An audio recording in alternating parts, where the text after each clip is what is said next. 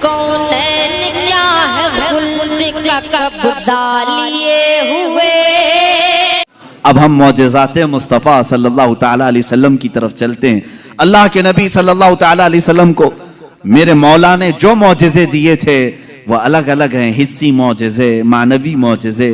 आप सल्लल्लाहु तआला अलैहि वसल्लम का सबसे बड़ा मौजज़ा क्या है, मैं उसको आखिर में अर्ज करता हूं, लेकिन एक बात याद रखें, हुजूर की पूरी जिंदगी मौजज़ा है, सब पूरी जिंदगी मौजज़ा है। आपके जो बयानात हैं वो हदीसें और मौजज़ा हैं।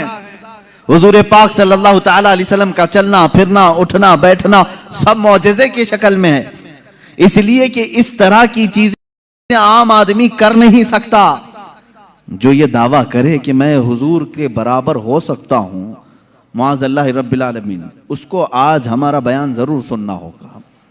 मौजज़ात मुस्तफ़ा सल्लल्लाहु तआला, एक एक चीज हुजूर सल्लल्लाहु तआला अलैहि वसल्लम की जिंदगी पूरी कायनात को आज भी चैलेंज कर रही है, आजिज करके रखी है। तू कौन सी खेती से निकलकर बराबरी का दावा करता है।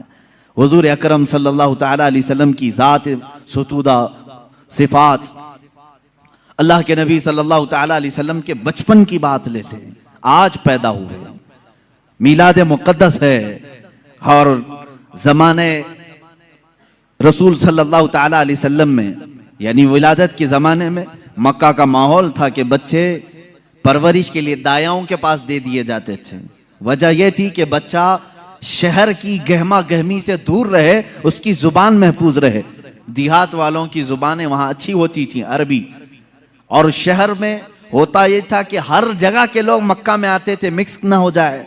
तो मक्का वाले खास तौर पर अपने बच्चों की जुबान की हिफाजत के लिए शुरू के चंद दिन किसी दाया के पास रखते थे। रसूल करीम सल्लल्लाहु तआला अलैहि वसल्लम जब पैदा हुए, ये वही ज़माना है जब बनु साद कबीले की दाया औरतें हैं। एक कबीला है जिस कबीले की सारी खवातीन बच्चों को पालती थीं और 2 साल के बाद ले जाती तो भारी मुआवजा मिलता था, उजरत मिलती थी, वो पैसों पर दूध पिलाती थी। इसी एतबार से बनु साद कबीले की खवातीन मक्का में आई। उन्हीं खवातीन में एक हलीमा सादिया भी हैं। वो कहती हैं, जब मक्का पहुँचे मेरी ऊँटनी लंगड़ी थी, जिसकी वजह से मैं ताखीर से पहुँची। सारी औरतें मक्का में जो नौमौलूद बच्चे थे सबके पास गईं और उनसे भावताव किया, मुआवजा तय किया और बच्चे ले ली। हज़रत हलीमा सादिया कहती हैं, मैं ताखीर से पहुंची, तकरीबन बच्चे जा चुके थे, एक बच्चा बाकी था, वो आमिना का दुर्रे यतीम था। मैं वहां आई, मैंने देखा और उसके बाद पूछा कौन है इस बच्चे का सरपरस्त। कहा बच्चे की विलादत से 6 माह पहले ही इसके वालिद का विसाल हो चुका है। हलीमा कहती है, मैं छोड़कर बाहर चली आई। मैं निकल आई कि बाप है नहीं बच्चे का, मैं अगर दूध पिला भी दूं 2 साल के बाद मुझे उजरत देगा कौन, कौन मुआवजा देगा। वो कहती हैं, फिर पूरा मक्का छान मारी, लेकिन अब कोई बच्चा नहीं मिला। शाम हो गई थी, शोहर साथ में था। हलीमा सादिया से शोहर ने कहा, ऐ हलीमा, खाली हाथ जाने से बेहतर है कि वह यतीम को साथ ले जाएं, यतीम दुर्रे यतीम है, साथ ले जाएं। हलीमा सादिया कहती है, मैं दोबारा वापस आमिना के घर आई। आमिना रज़ी अल्लाह ताला ना कहती हैं, ए हलीमा, सुबह तुम बच्चे को देख कर गई थी, फिर वापस आई। कहा हाँ, हम खाली हाथ जाने से बेहतर समझती हैं कि इस दुर्रे यतीम को ले जाएं। हज़रत आमिना ने कहा, ले जाना चाहे तो ले जाओ, लेकिन तुम्हारी उम्मीदों के मुताबिक हम मुआवजा नहीं दे सकेंगे, तुम्हारी उम्मीदों के मुताबिक हम उजरत नहीं दे सकेंगे। आमिना ने कहा, हलीमा सादिया ने कहा, ठीक है, अब खाली हाथ न जाने का हमने अहद किया है, बच्चे को ले लेते हैं। हलीमा सादिया उस वक्त तक बच्चे को अपने गोद उठाई नहीं थी, सिर्फ देख करके गई थी। गोद में जब लिया, हलीमा सादिया कहती हैं, मेरे पेशानी से लेकर तलवों तक ठंडक पहुंच गई थी। पहली मर्तबा गोद में लिया, उसके बाद उसके शोहर हलीमा सादिया के साथ वो बाहर आई। कहती हैं कि मेरी सारी साथियाँ, मेरी सहेलियाँ जो बनु साद कबीले की खवातीन थीं, वो जा चुकी थीं और सारे सफ़र पर थीं। मेरी ऊँटनी लंगड़ी और फिर ताखीर भी अलग। मैं बच्चे को लेकर के उसी लंगड़ी ऊँटनी पर बैठी। अल्लाह अकबर, ये पहला मौजज़ा मेरे आका का है। ऊँटनी जो लंगड़ी थी बिल्कुल सेहत याब हुई और इतनी तेज दौड़ने लगी, इतनी तेज। हलीमा सादिया कहती हैं बनु साद कबीले में सबसे पहले मैं हाजिर हुई। मेरा बच्चा जिसको मैं लेकर आई थी अब्दुल्लाह का दुर्रे यतीम, सबसे पहले बनु साद में हाजिर हुई। और काफी देर के बाद दूसरी सहेलियां हमारी बच्चों को ले आई। उन्होंने आते ही हमसे पूछा, हलीमा तेरी ऊँटनी तो लंगड़ी थी, तेरी ऊँटनी कमजोर और लागर थी, तू पीछे रह गई थी, इतनी तेज कैसे आ गई? हलीमा सादिया कहती हैं, हाँ ऊँटनी मेरी लंगड़ी थी लेकिन सवार बहुत ही आला था। जैसे ही ये बच्चा इस ऊँटनी पर सवार हुआ, न जाने इसमें ताकत कहां से आई, सबसे पहले मैं हाजिर हुई। सारी औरतों ने महसूस किया ये एक मौजज़ा नहीं, बनु साद जो कबीला है वो आज भी है ताइफ के करीब, आज भी वो कबीला है हलीमा सादिया का कबीला जिसको बनु साद कहते हैं। उस कबीले वालों का बयान है कि ये रात ऐसी थी, पूरे बनु साद कबीले की बकरियों के दूध से थन भर चुके थे, सारे कबीले वालों की बकरियों के थन दूध से भर चुके थे। हलीमा सादिया कहती हैं जब मैं बच्चे को घर में ले आई तो अजीब सी राहतें और बरकतें और हवाएं चलने लगी। लोगों ने महसूस किया आज तक बनु साद कबीले में ऐसी खुशगवार हवाएं आई नहीं थी, लेकिन लोगों ने बाद में ये महसूस किया यह हलीमा सादिया के घर जो बच्चा आया है उसी की बरकतें हैं। एक के बाद दीगरे लोगों ने मौजज़े देखे भी। हलीमा सादिया की जो बेटी हैं शैमा, जो हुजूर सल्लल्लाहु अलैहि वसल्लम की दूध शरीक बहन है, हुजूर की दूध शरीक बहन है, वो कहती हैं मैं मोहम्मद सल्लल्लाहु ताला अलैहि वसल्लम को गोद में लेकर रात में बैठती थी। 1 साल के नहीं थे, 9 माह के थे जब मैं गोद में लेकर बैठती थी। तारीक रातें हों या उजाली रातें हों, खुले आसमान के नीचे मैं आकर बैठती। मोहम्मद अरबी सल्लल्लाहु अलैहि वसल्लम की परवरिश में हलीमा का घराना लगा है। कहती हैं हम मालदार नहीं थे, खेल खिलौने वाली चीजें हमारे घर नहीं होती थी, लेकिन शैमा कहती हैं जब मोहम्मद मेरी गोद में होते रात को 14वीं का चांद चमक रहा होता और मोहम्मद सल्लल्लाहु अलैहि वसल्लम गोद से उंगली को यूं उठाते, चांद इधर चला जाता, कभी चांद इधर जाता, गोद में उंगली जिस तरफ करते वो चांद उधर ही झुक जाता था। आला हजरत इमाम इश्क व मोहब्बत फाजिल बरेलवी रदी अल्लाह ताला नु यूं फरमाते हैं चांद झुक जाता उधर, उंगली उठाते महद में, क्या ही चलता था इशारों पर खिलौना नूर का, क्या ही चलता था इशारों पर खिलौना नूर का। सुबह तैबा में हुई बटता है बाड़ा नूर का, सदका लेने नूर का आया है तारा नूर का। अजीजा ने गिरामी, खिलौना बना है कौन?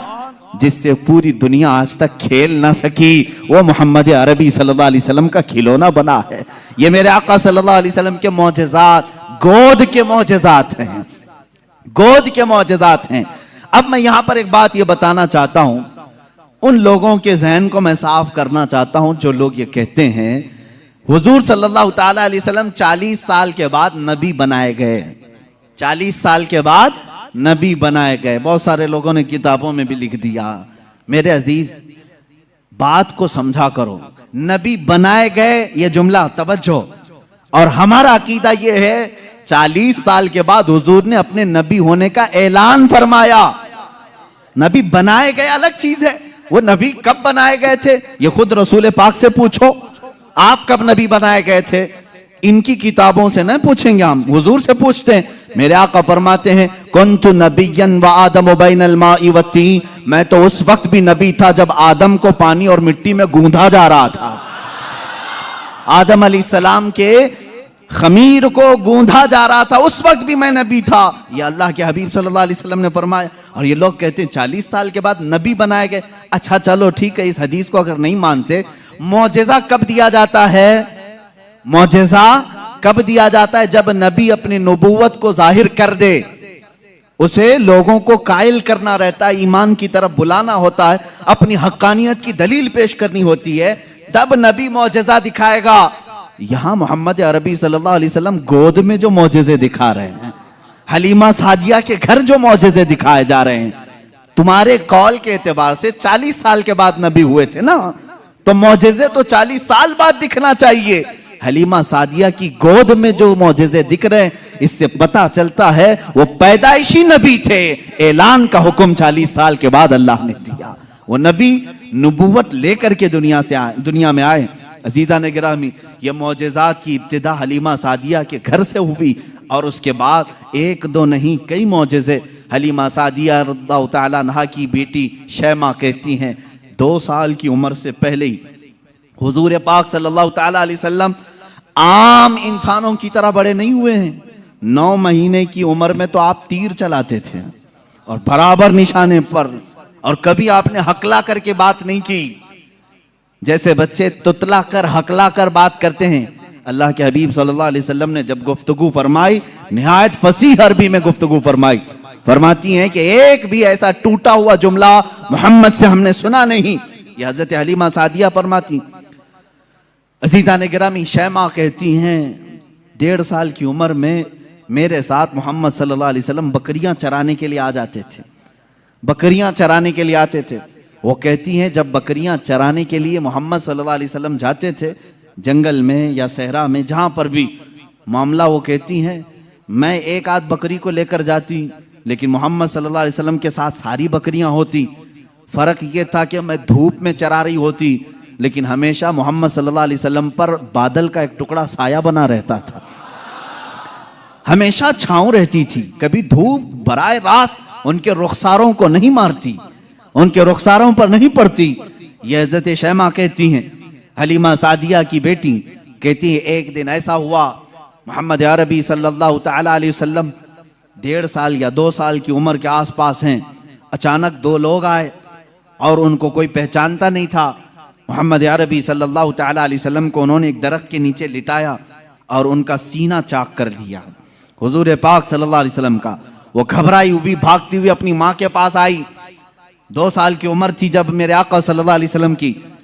हलीमा सादिया की बेटी या बेटा जो हुजूर के दूध शरीक थे, वो दौड़ते हुए माँ के पास आए और कहा अजीब एक बात हमने देखी मोहम्मद सल्लल्लाहु अलैहि वसल्लम के साथ, कि कोई अनहोनी 2 शख्सियात आई, उन्होंने गिराया है और सीना चाक कर दिया है। अल्लाह ना करे कि मोहम्मद के साथ कुछ बुरा ना हो जाए। वो घबराए हुए थे। हजरत हलीमा कहती है मैं दौड़ती हुई उस मकाम पर पहुंची, जाकर के देखा दरख्त के साए में वो आराम कर रहे थे, कोई लोग नहीं थे, कोई शख्सियात नहीं थी। हलीमा सादिया ने देखा वाकई सीने के ऊपर कुछ निशानात नजर आ रहे थे। उठाया और पूछा कि क्या बात है। मोहम्मद अरबी सल्लल्लाहु अलैहि वसल्लम ने फरमाया अल्लाह के 2 फरिश्ते आए थे, उन्होंने मेरा सीना खोला और दिल निकाला जन्नत से लाए हुए तश्त में जो ईमान और हिकमत से भरा हुआ था। मेरे दिल को उसमें रखा और उसके बाद फिर मेरे सीने पर रखा और फिर बंद कर दिया और वो चले गए। इसलिए कि बचपन में आने वाली आम इंसानों की खसलतें इस नूरे खुदा महबूब खुदा के दिल में कभी ना आए। उन्होंने सारे वसवसों को मेरे पाक कर दिया। ये 2 साल की उम्र में शक्के सदर का मौजज़ा इसको कहते हैं। क्या कहते हैं? शक्के सदर, सीना फट जाने वाला ये जो मौजज़ा है। हुजूर पाक सल्लल्लाहु अलैहि वसल्लम की जिंदगी पाक में 4 मरतबा इस तरह से हुआ। सीना शक हुआ, फरिश्तों ने आपका दिल मुबारक निकाला, जन्नती पानी से और जन्नत की नूर और हिकमत से भर दिया। मेरे अजीजों, फिर मैं सवाल करता हूं, तुम तो कहते हो 40 साल बाद नबी हुए, फिर ये मौजज़ा 2 साल की उम्र में कैसे पेश आया? मौजज़ा नबूवत के बाद मिलना चाहिए। नबी होने वाला अपनी नबूवत की दलील के लिए लोगों के सामने मौजज़ा पेश करता है। ये तो मैंने बचपन के वो हालात बताए। मेरे आका सल्लल्लाहु ताला अलैहि वसल्लम के इन हालात को देखकर हलीमा सादिया घबरा गईं और फिर वापस वो मक्का लेकर के आईं। अल्लाह के हबीब सल्लल्लाहु ताला अलैहि वसल्लम हज़रत आमिना के घर रहे। यहाँ के जो आपकी जिंदगी पाक के अय्याम हैं वो फिर अगले किसी मौजू पर मैं अर्ज करूँगा।